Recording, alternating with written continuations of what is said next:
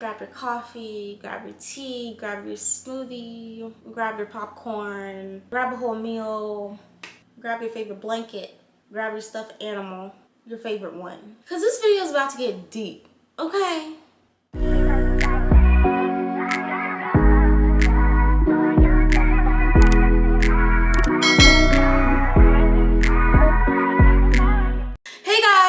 Welcome to my channel. My name is Destiny, and if you've seen my face before and you haven't subscribed yet, then baby, what are you doing?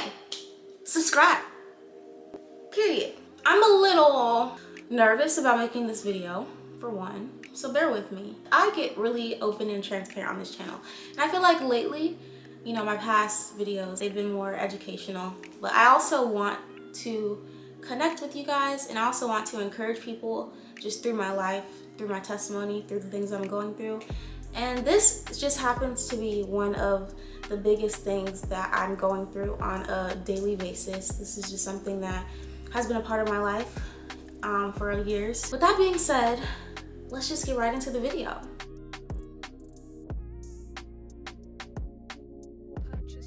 I was diagnosed with rheumatoid arthritis at 15. Well, technically, since I was underage, it was juvenile, but it's the same disease. Rheumatoid arthritis is basically a chronic inflammatory disorder where my immune system attacks my own body. It's where my immune system attacks its own tissue and joints. And in very, very severe cases, it even attacks internal organs. For me personally, I'm affected in my hands, in my wrists, in my elbows, and my knees. My knees have been very impacted. So it took me a while to actually get diagnosed because for a while, nobody really knew what was wrong with me. It started sophomore year of high school, and I used to be on the dance team. And you know, I just thought my joints were a little achy because I didn't exercise or do anything over the summer, and then I came back and just started, you know, doing all this activity out of nowhere. So my knees were a little achy, and I was like, you know, that's just the normal soreness for me being a lazy girl over the summer. That's what I get. But like, it never went away. It just got worse and worse and worse. In my high school, in order to use the elevator, you have to have a special elevator pass, and I used to illegally take the elevator because walking up the stairs took me forever. And you know, in between classes, everybody's running and rushing, and I just felt bad. So I started just taking the elevator without like permission because I didn't know what was wrong with me. I was getting really, really sick. Literally, like, my appetite completely ended up disappearing, and I was losing like weight, like a lot of weight, like 5 pounds a week. So your girl was skinny, and I was never a skinny girl. I've always been thick since I was a jit, okay? My face was getting bony, and my thighs were getting skinny, and I never had skinny thighs before. So one day, I got caught on the elevator. The guy was like, "Where's your elevator pass?" And I was like, "I don't have one, but my knees have been hurting, so I've just been taking the elevator." So he escorted me to the nurse to get an elevator pass. The nurse, as soon as she saw my knees, she just knew something was wrong, because imagine this skinny girl, you know, my thighs are skinny, and then my knees are like this, and then the rest of my leg. And I was wearing skinny jeans that day. I walked in and she compared my knees to melons because they just stuck out so much. So she called my mom and was like, "You need to take her to the doctor." And I went to the doctor. The doctor didn't know what was wrong with me, so she was like, "She needs to go to the bone doctor." I don't know the name of it, so I'm gonna put the name of the bone doctor here. So I went to the bone doctor, did x-rays. He was like, "Her bones are perfect." Like, you know, he asked me a bunch of questions. I've never broken a bone before. So he was like, "Maybe you should try a rheumatologist." My mom tried her hardest to find a rheumatologist, but all the rheumatologists wouldn't take me because I was too young. And typically arthritis affects people that are like 30 and up, and I was like 15. My mom was like calling around trying to find doctors, but nobody would take me. It got to the point where she just got frustrated, and she called the insurance, and she was like, "Y'all need to find her a rheumatologist." Lo and behold, they find one literally 50 minutes away from me. 50. I ended up going to see her. As soon as she saw me, she was like, "You poor thing," and she started treating me like literally right away, like that day. Like, so she put me on these steroids like called prednisone right away. And I remember I took the medicine when I got home, and I took a nap because, you know, the disease makes you really sleepy, makes you really fatigued. So I went to sleep for probably like 3 hours, and then I woke up to use the bathroom. And at the time, I was just like, I was like halfway asleep. I sat on the toilet and I stood up. And then I literally was like, oh my gosh, Mom, I sat on the toilet and I stood up. Because, you know, with RA, it's so crazy how much something can impact you. My joints were so inflamed that doing things like sitting on the toilet and standing up from the toilet were difficult. Like I literally had to use the sink as leverage to like stand up and sit down because I couldn't just do it by myself. Like buttoning up my jeans. Majority of the time I was wearing leggings. I rarely wore pants, and we weren't even supposed to wear leggings at my school. But like simple things like buttoning my pants was difficult. Simple things like stepping into the bathtub, getting out of the bathtub was difficult. It makes like everyday tasks difficult for like no reason. Your girl was struggling. You know, I ended up getting on treatment, and she put me on Humira and methotrexate after I was weaned off of the prednisone, and I pretty much was taking Humira shots and methotrexate shots for like literally like 5 years after that.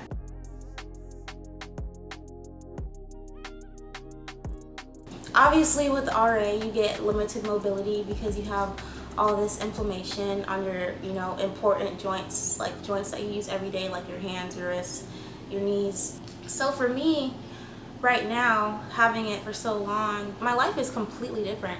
I can't work out the way I used to. I used to like to wake up at 6 a.m. and go to the gym, and it's like now it's difficult. I can only do certain things. I can't sit on the ground and stand up.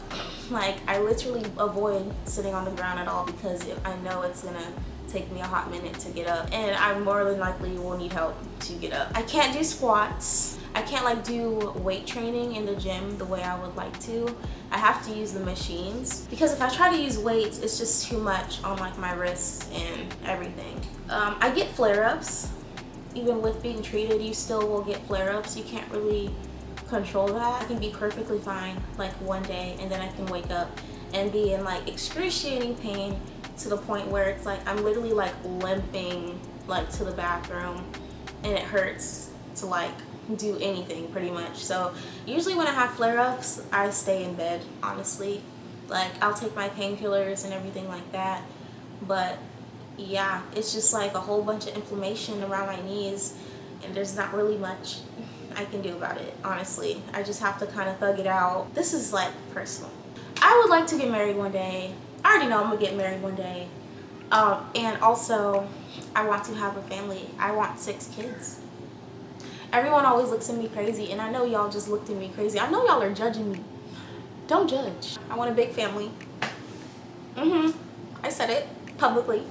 Anyways, I genuinely have concerns like, oh, will I be able to like, you know, pick them up and, you know, play with them the way I would like to play with them. That's actually something I really think about like on a daily basis, because like, you know, being a mom is hard, and taking care of children is hard. Like I've watched my sister do it, and it's a lot of work, you know? And I love kids, I really do. It makes me concerned about how it's gonna be like being a mother, and like if I even like can really be a mother, you know? And if I'll be able to take care of and tend to my child the way I need to. So that's just a concern I want to put out there. My knees have gotten so bad to the point where literally all the cartilage in between have been pretty much eaten away. Like literally my knees are like bone on bone. There's supposed to be a space in between your joint in order to, you know, move and bend and have your full mobility, and basically that space is disappeared. Like this is a literal x-ray of my knees right now. I have like 60-year-old plus knees at 23. Ain't that crazy? Yeah, I'm the female Batman. Only some of y'all are gonna catch that. I could have just said Batwoman. Anyways, I've decided that I'm going to get knee surgery in the next couple months. It's the best thing for me personally. I'm a believer, and I do believe in healing and everything. So I do believe that God can heal me, but we're gonna talk about that later.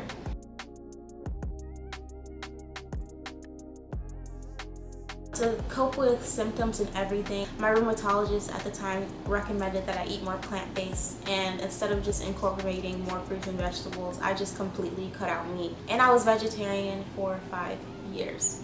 specifically a lacto-ovo vegetarian. Because your girl wasn't trying to give up dairy at the time. I just couldn't. And I was a vegetarian up until 2021 when COVID happened and quarantine and all of that. I actually made a YouTube video called Vegetarian Tries Chick-fil-A for the first time. And pretty much after I ate that Chick-fil-A sandwich, I ain't gonna go back to being vegetarian. Chick-fil-A kind of changed my life, and then I just started eating chicken again. But now, 2023, I've made the decision to go back to a plant-based diet because that is the best, just to, you know, basically help reduce inflammation and help reduce symptoms and just help my immune system and everything like that. My diet lately has been a lot of fruits, lots of vegetables, barely any meat. I kind of just went back to being a vegetarian, honestly, but more vegan. So not much dairy. The only dairy I'll really eat is like Greek yogurt, no gluten. So back in 2021, I did decide to stop all of my medication, which is crazy because I decided to start eating meat again also in 2021. I should have just stayed vegetarian, to be honest. But anyways, we ain't gonna talk about it. But yeah, I decided to stop all the medication. Honestly, the medication was making me sicker. The side effects were not good. I felt horrible. And at that point, I actually was getting flare-ups more often. And I was like, bro, what's the point of me being on this medication? It's not even doing its job. Did I consult my doctor? No. I actually stopped going to my rheumatologist. I just stopped doing everything. Don't be like me. Please don't. But I gotta be transparent and I gotta tell y'all my story. And that was a part of my story. I stopped my medication. When I first gave my life to Christ back in 2019, I was really, you know, on fire and I had so much faith. And I was like, God's gonna heal me. And I just stopped my medication. Like, didn't wean myself off it, just stopped it. A week later, I ended up getting right back on it because I had the most horrible, most painful flare-ups I've ever had in my life. Well, I'm not gonna say that I've ever had in my life because I definitely have had some worse ones, but they were pretty bad. Like those were like some really bad flare-ups and I haven't had a flare-up that bad at that moment in a while. So I was like, I'm getting right back on this medication. So yeah, 2 years later, I finally decided to actually get off. And I have been off of medication since. And I believe that that is literally a miracle because the fact that I'm able to walk around, the fact that I'm able to function, the fact that I'm not like stuck to my bed is a blessing. The fact that I'm able to get up and go to church and hang out with my friends, and you know, it's a blessing to be able to do that stuff and not be on medication, because I know that there was one point where I was not able to do that, you know. Another way I cope is just through exercise. But I'm not gonna lie, I am not exercising as consistently as I want to. The goal is to really go to the gym every single day before work. I work remotely at home, but I like to get up at like 5 in the morning, spend time with God and everything, and then get to the gym for at least like 45 minutes to an hour to just like get my joints moving and keep them moving so that they don't get even more stiff than they already are. I'm not gonna lie, I don't really enjoy going to the gym anymore just because it's not enjoyable for me, and I'm surrounded by a lot of people doing what I wish I could be doing. And it's just a constant reminder of stuff that I cannot do. I wish I could do a lot more. I'm pretty much very limited in the stuff that I can do, at least right now. But exercise does help. Those days where I actually do get up at 5 and do my whole routine the way I'm supposed to, and I go to the gym and everything, my joints feel a lot better. The times where I don't go to the gym for like a week or 2 weeks at a time, I'm a lot more stiff in the mornings.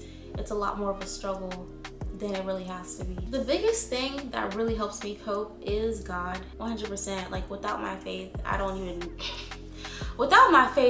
think I'd be here. And I'm just being 100% honest to you guys.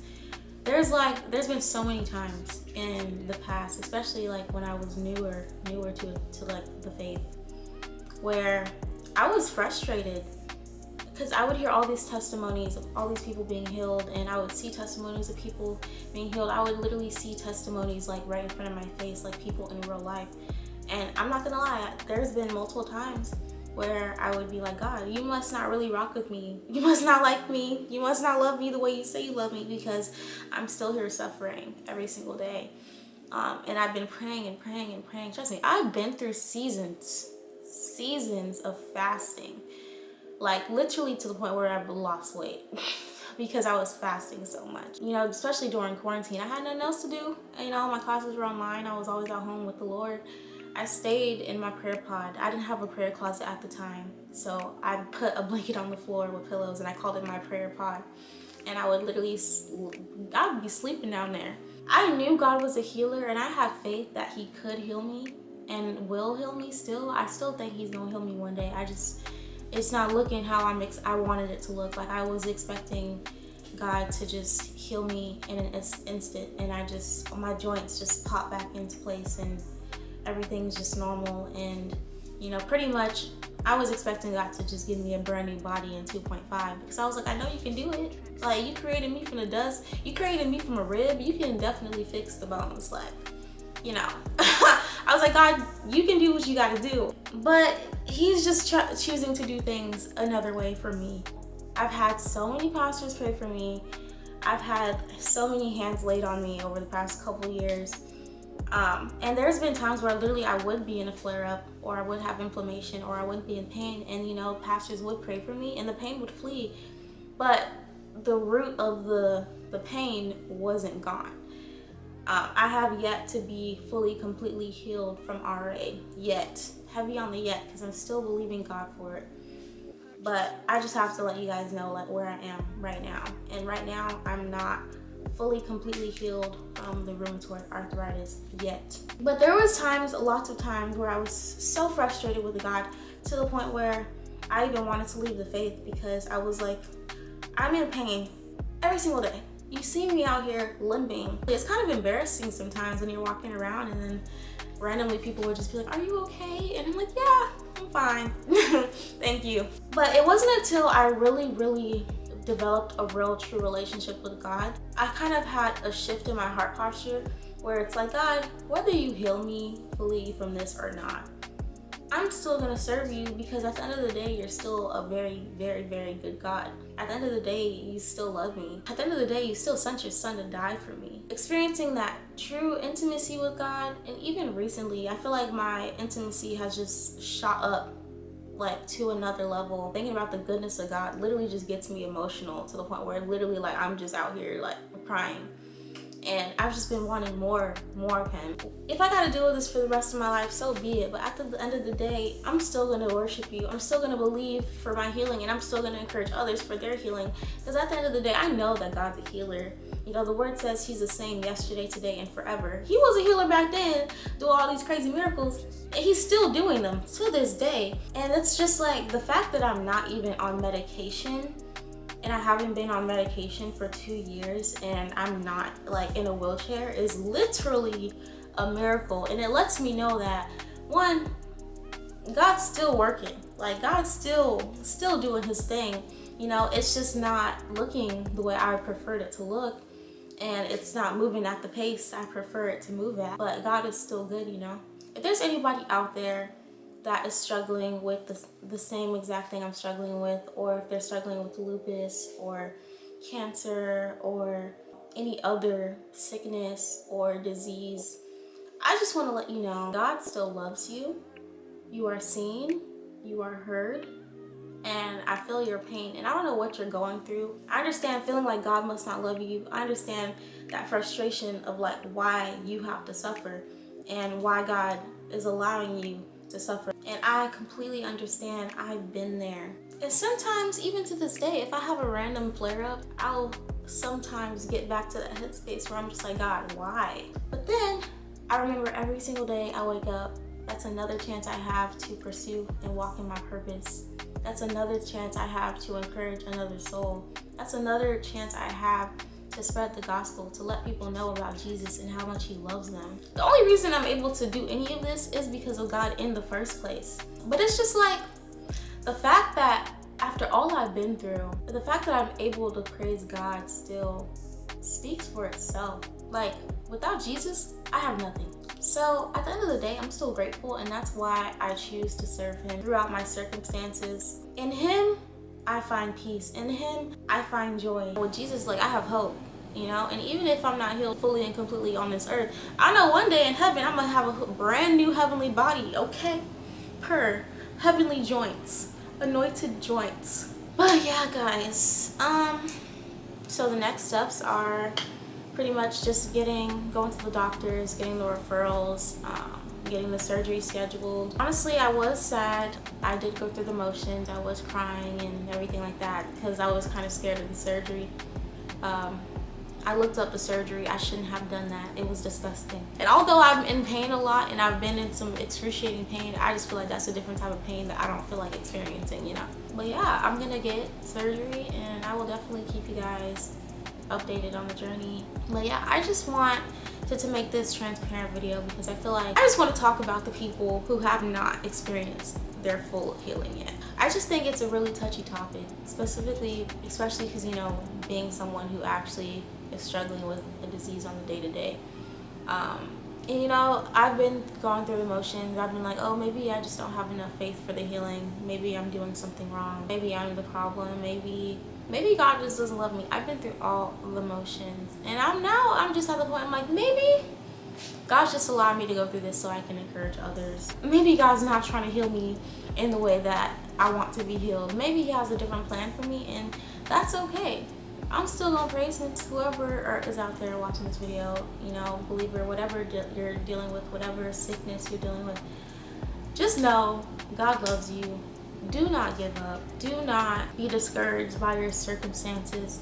Clearly God loves you and trusts you enough to allow you to carry the weight that you're carrying. And the thing is, we feel like we're carrying the weight by ourselves, but we're really not. Like, God is with us. He is right there with us all the time. And you know, those times where you're in pain, those times where you want to give up, those are the times where you really need to draw closer to him, really get into his presence. There are times where I'm in bed in pain and I'm literally like, Jesus, I need you to cuddle me right now, please. Well, that might sound like really like hyper spiritual, but like, I'm for real though. I hope that this video was encouraging for somebody. I just felt led to just come out here and be transparent and just talk about like what I'm going through. I'm just happy to be here to encourage you guys. Just keep trucking, man. Like, stay in your word, talk to God, draw closer to him. If this video helped you, don't forget to like, comment, and subscribe to my channel, baby. And I pray that y'all come back.